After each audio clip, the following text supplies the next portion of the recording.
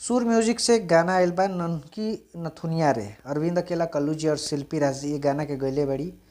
और लिखले बड़े राकेश निराला जी, ओम झा जी के म्यूजिक बा और डायरेक्टर बड़े प्रेमांशु सिंह जी।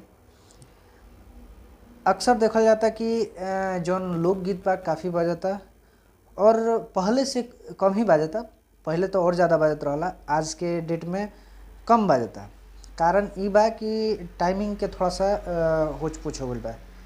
पहले मॉर्निंग में बहुत जल्दी रिलीज होता रहा, अब थोड़ा सा देर से गाना रिलीज होता है, जैसे कम बजता गाना और बहुत कम ही गाना ट्रेंडिंग में आवता।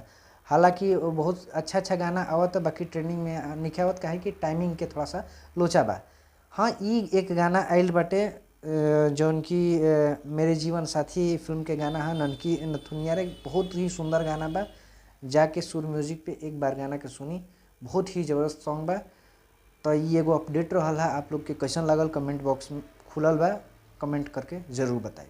मिलतनी अगला वीडियो में, तब खातिर नमस्कार।